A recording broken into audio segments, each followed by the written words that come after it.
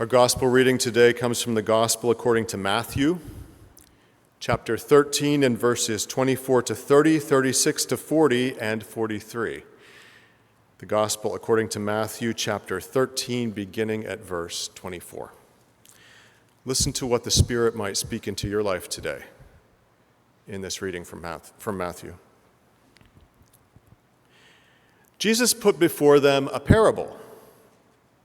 The kingdom of heaven may be compared to someone who sowed good seed in his field. But while everybody was asleep, an enemy came and sowed weeds among the wheat, and then went away. So when the plants came up and bore grain, the weeds appeared also. And the servants of the householder came and said to him, "Master, did you not sow good seed in your field? Where then did these weeds come from?" He answered, "An enemy has done this." The servants said to him, "Then do you want us to go and gather them?" But he replied, "No, for in gathering the weeds, you would uproot the wheat along with them. Let both of them grow together until the harvest, and at harvest time I will tell the reapers, collect the weeds first and bind them into bundles to be burned, but gather the wheat into my barn." Then he left the crowds and went into the house. And his disciples approached him, saying, "Explain to us this parable of the weeds in the fields." And he answered, "The one who sows the good seed is the Son of Man, Jesus. The field is the world. And the good seed are the children of the kingdom, and the weeds are the children of the evil one. And the enemy who sowed them is the devil. The harvest is the end of the age, and the reapers are the angels. Just as the weeds are collected and burned up with fire, so it will be at the end of the age.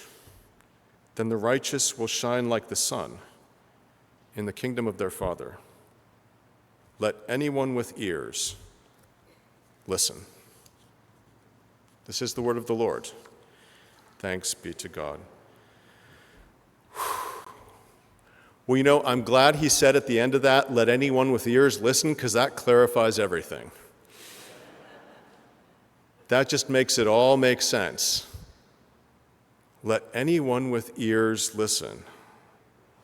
What do you think that's supposed to mean? Why do you think it is that Jesus often sums up some of his hardest words with that little, piece of advice? Let anyone with ears listen. Most of us have ears, 2 of them. And many of us have been hearing this parable for many years. Maybe you even know the Thanksgiving hymn that's based on this parable. All the world is God's own field, fruit unto God's praise to yield, wheat and tares together sown. And could you play just a few notes to jar our memory?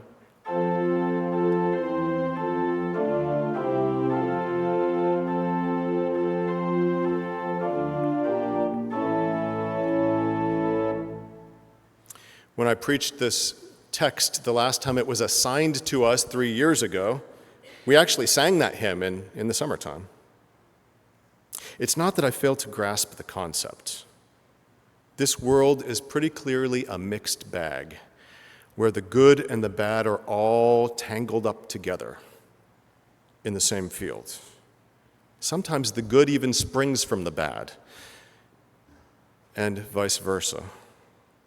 The part I object to is the idea that a significant portion of humanity are weeds growing in the field.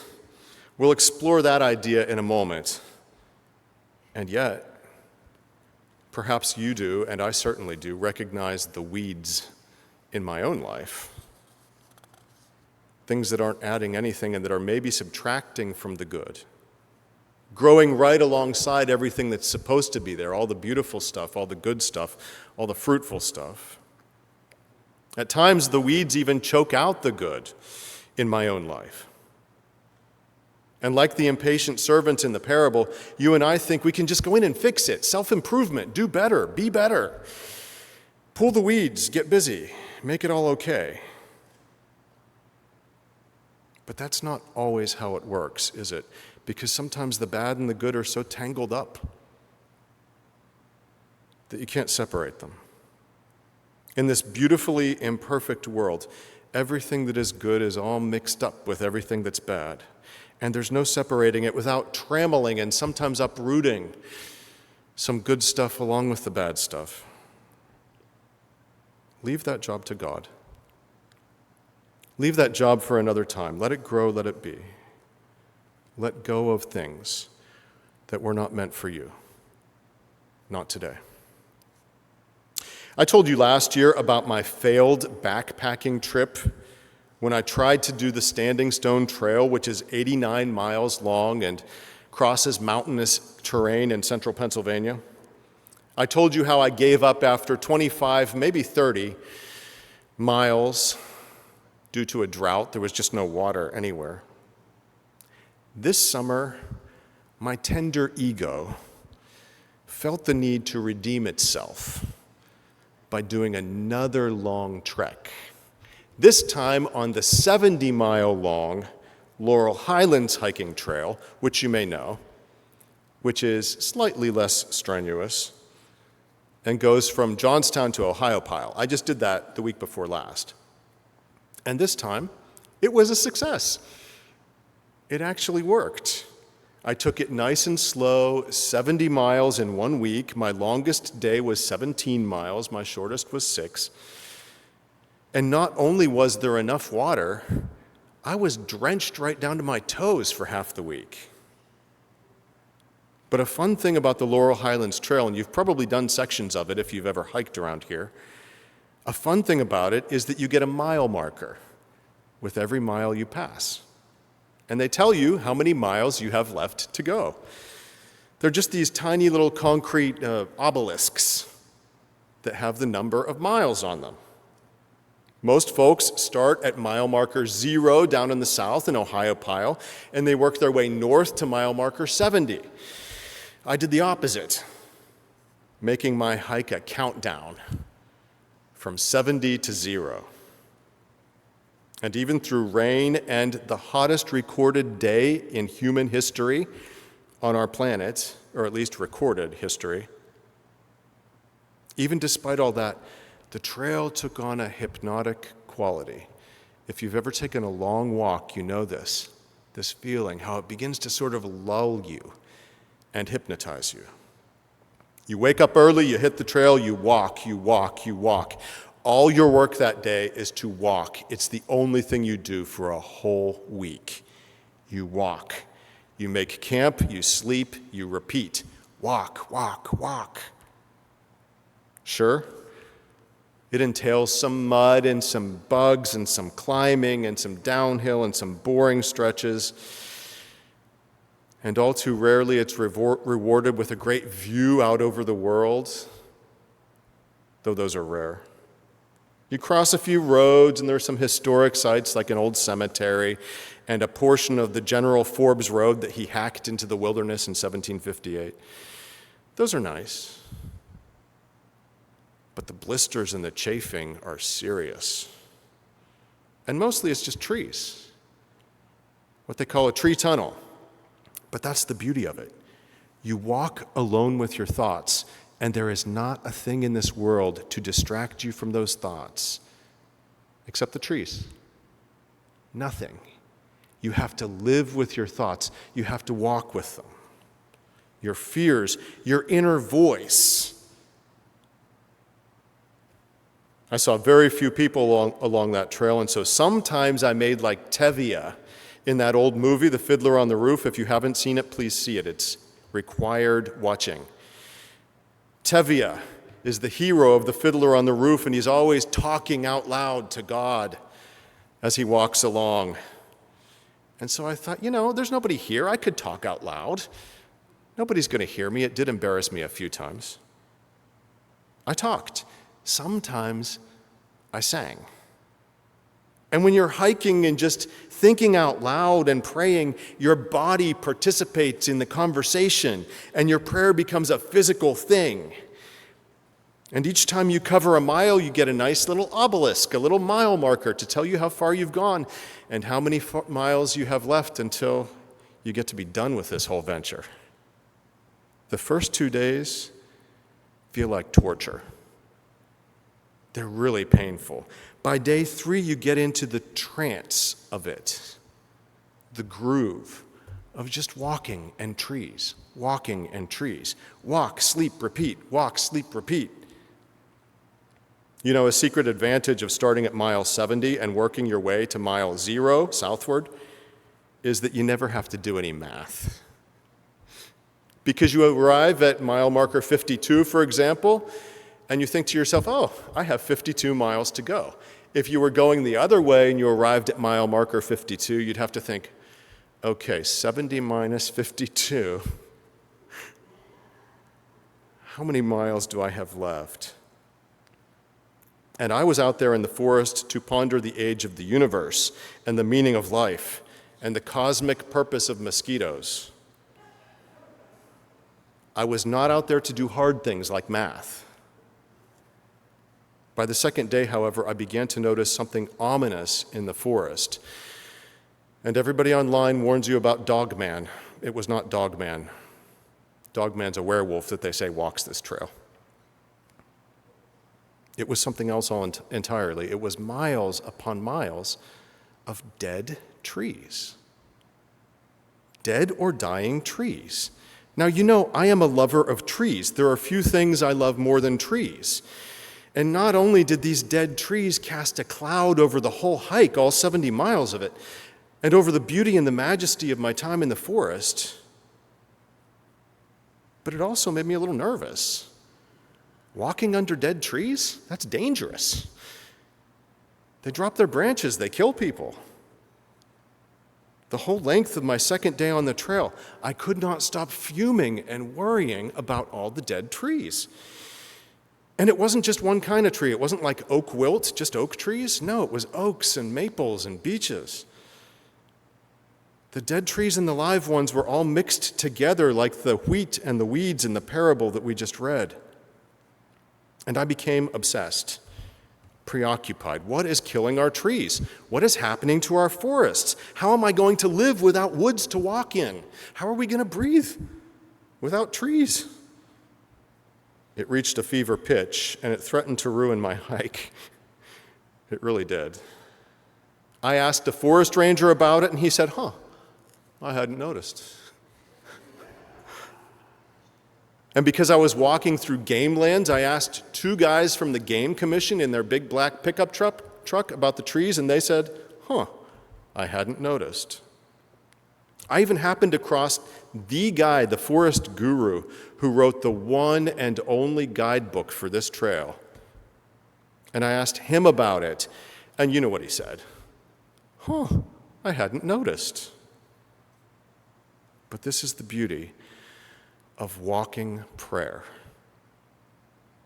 Walking prayer. I was in a state of alarm about the trees on days 2 and days 3. By the time I got to days 4 and 5, the trailhead lulled me back to peace. You know, the monotony of walking and the silent praying and all those milestones passing. It opened my spirit to accept the ugly with the beautiful.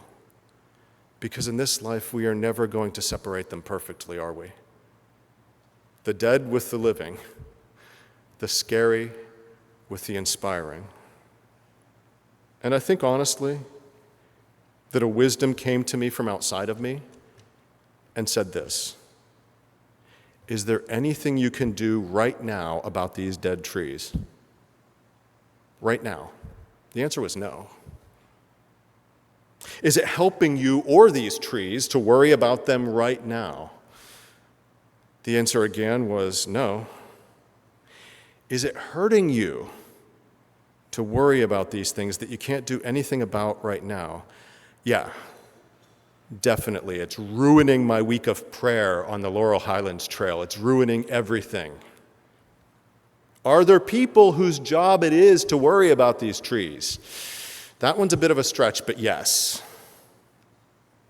there are. Then let it go. For today. Maybe not forever.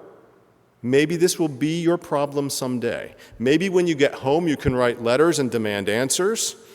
But for this solitary week, which is devoted to walking prayer on a single trail, this was not meant for you to worry about today. For today, you're going to let this go. You're going to let this go and live your life because you can't do anything about it. It was not meant for you today. Let it go. Sometimes this is the process we have to go through in our own minds and hearts to let go of those burdens that were not addressed for us in this moment, that we can't do anything about right now. Sometimes this is the self-talk that we have to do with ourselves. Can I do anything about it right now? Is it helping me to dwell on this right now? Is it doing harm for me to dwell on this right now? And maybe even, is there somebody whose job it is to worry about this, even if it's the God of the universe? Let it go. This was not meant for you, not today. All the crazy and the bad stuff in life is all mixed together with all the good stuff and the beautiful stuff. But there are times when we cannot rush in and fix it. There are times when there's nothing we can do. Let it be. Let it go for now. You know, the parable of the weeds is not one of Jesus' most heartwarming stories. It's got this so-called enemy who comes in and sows weeds in the field, and that makes the story a little hard to believe. Who would do that? For what purpose would any enemy sow weeds in somebody's field? Jealousy? Spite? And when the servants offer to go into the wheat field and pull out the weeds, the farmer rightly points out that in doing that, they're going to trample on the wheat and pull up the wheat along with the weeds. No, it's best for you to just wait. Wait until the right time. Wait until it's season. Wait until the wheat is ripe. And only then can you separate the worthless from the good, the damage, without damaging the good. The bad and the good are all jumbled together in the gardens of our lives. So much so that in many cases you can't even yank out the bad without taking out some of the good. But don't worry about it today. If there's nothing you can do about it right now, if the time is not right, leave it to the angels in the story. Leave it to God.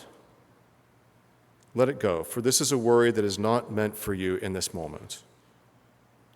Let it go. Now we've got to name the elephant in the wheat field. We cannot talk about the parable of the weeds without acknowledging that parable's shadow side, which is to say this strange suggestion that while some of us get to be wheat, others of us are weeds. It seems to propose the idea that some people in this world are children of light whose destiny is to shine like the sun, and others are children of the dark who cause trouble in the world. I mean, this would be one way to explain the messiness of our world, the messy mystery of imperfection, the crack that runs through everything good, and the faint note of beauty that echoes even in the saddest song. Badness is there because bad people cause it. Goodness is there because good people cause it. But what does that do to our world? That means that there are some people who are completely good and some people who are completely bad. And my experience of life does not agree with that. Does yours? I've never met the completely good person. And though I have sometimes thought I've met the completely bad person, I haven't really. I have not met that person. It's kind of like those old superhero movies back before the days when they gave us the villain's sad backstory to explain why they were evil. Back before the days when they gave you Batman's sad tale, explaining why he was a hero but not perfect. We don't have superheroes and supervillains. No, the weeds and the wheat in this parable, they're all sown together in the same field. in such a way that you can't root out the bad without taking out some of the good, I think this implies that there is good and bad in every heart, in every life, which is a field, and that they are strangely, deeply woven together. It's not that there are bad people in the world and good people in the world, but that there is bad and good in every life. Let's look at it this way. How many selves do you have inside of you? How many selves trying to get out, wrestling for control of the steering wheel of your life? A few unfortunate changes to your circumstances, maybe a tragic illness or the death of a loved one or the loss of a job, a few unfortunate changes of circumstance, and some of those worser selves just might get out and make it to the bridge where they can steer the ship. I think I may even contain a few selves, a few worser selves, that might be worth pulling up and throwing aside. There's a pretty judgmental self whom I sometimes feel the need to keep in check, petty, small, prone to judge. But I do keep that person in check because I'm a pastor, and I'm not allowed to be that way. I have to give people the benefit of the doubt. I have to believe the best about people. And so, I don't let that self out. But he could get out. Take off the robe, he might get out. I also have a resentful self who always feels a little unwanted and overlooked. Classic middle child syndrome. That one can get out too sometimes. I grew up in a world perhaps like you where nobody ever said the N-word, but where there was a lot of hate and there was a lot of passive racism. It was never openly stated, but it was implied. And it was everywhere. What would have happened if I had been allowed to live into that self that I learned from a young age? There's a despairing self in most of us, trying to seize control of the rudder and steer our lives onto the rocks. There's an addictive personality in many of us who needs to be loved into better behaviors and given more constructive ways to be. The best way to prevent any of these weedy selves from overtaking the whole field is not to go in and crush them utterly, but to attend to the beautiful selves, the good selves, the loving selves, the merciful selves, the compassionate selves, the creative selves that we also are. To surround ourselves with people who help us do that, and places where we hear about that kind of behavior. It's not evil individuals versus angelic individuals in this world. It's divided and broken people whose lives are fields in which the good and the bad grow up together. And the good really is mixed up with the bad, isn't it? And the bad really is woven in with all the good, isn't it? I mean, think about it. It was through the greedy, racist structures of the old European empires that Christianity spread across the globe and carried it to some people who nowadays find it to be a source of joy and hope in their lives. Some of the most hopeful, joyful Christians in the world are in countries where it was taken by the empire. Is that a good thing or a bad thing, or is it a good thing that rode on the wings of a bad thing? According to tradition in Cameroon, where I once lived, there was a prophet who came right before the white people arrived with their empires and said, now, foreigners are going to come and they're going to bring you a book and they're going to bring you a weapon. You take the book, but don't take the weapon. And the book, of course, was the Bible. Good thing or bad thing? Or good thing that rode on the wings of a bad thing? But the Christian faith displaced so many old traditional religious practices and worldviews. Good thing or bad thing? Insofar as some of those old religious practices used fear to control people, maybe partly a good thing, but insofar as traditional wisdom was lost and perhaps Christianity too is using fear to control people, bad thing. The good and the bad all mixed together. In the world, in our lives. I mean, honestly, I'm not sure that my investments are entirely in line with my morals in this world. If I looked closely, I might find that part of my money is being sunk into lucrative interests that lay waste to the planet or rely on sweatshops in China. And yet, I use part of my money to support SHIM. And I could use it to support Ducks Unlimited and Neighborhood Academy and Homeboy Industries, good or bad, or both. We can and should check the SER, the standard ethics rating of the corporations we benefit from. But we will find sooner or later that modern life in a developed nation is never totally innocent of the suffering of the world. Weeds and wheat, all in the same field. How do you separate it? How do you untangle it? Now, I am not preaching quietism. Quietism is a great word. Quietism is when you devote your energies to the inner life and you don't care about the world. You worry about your own spirit and your own soul, and you don't worry about the troubles of the world. Bower Hill Church and quietism do not mix very well. But I will say this. There are things that you can fix in this moment, and there are things that you can worry about in this moment but not fix. And the worry will ruin this moment for you. And you won't be able to fix them anyway. Maybe they'll be your task someday, but perhaps they are not your task for today. Let go of things that are not meant for you today. The worries that cannot help you today and that you cannot help. Control over your own life or the lives of those you love. The future, the past. For now, these are not your problem. Let them go. Give them to God, trusting that there will be a day of sorting out eventually. You know, one more thing, I have to go back to it. One more thing about marching south from milestone 70 to milestone 0 on the Laurel Highlands Trail was that once I got to mile marker 53, which is the age I am right now, I decided, I've got about half an hour till the next mile marker. I'm going to think about my life at the age that I saw on the last stone.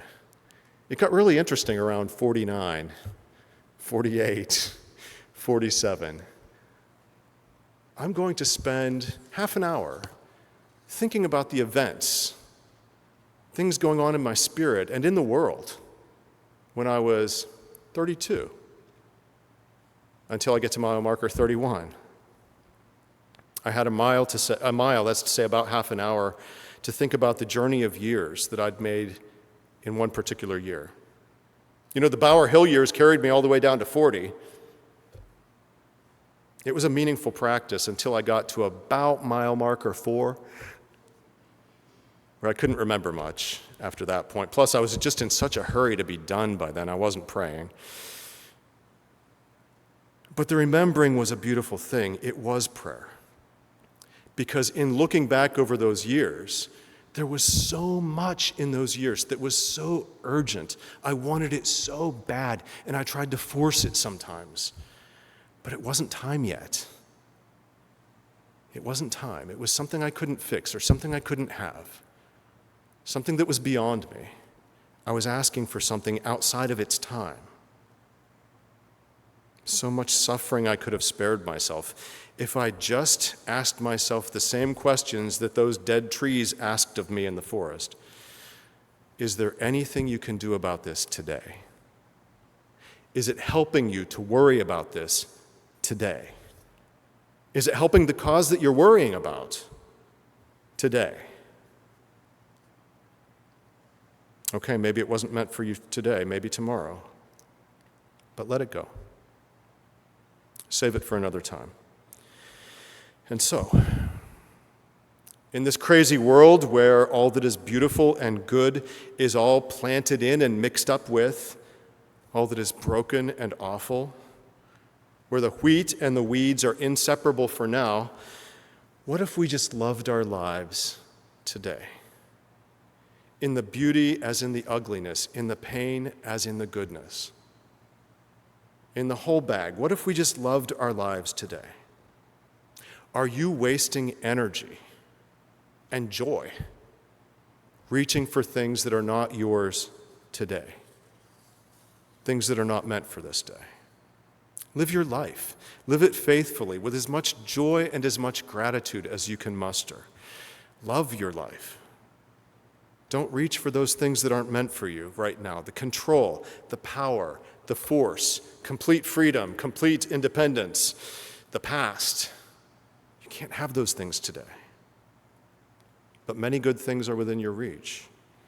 The people, the places, the pleasures, the flavors, sights, smells, sounds, the beauty of the world, the moment that is in your hand.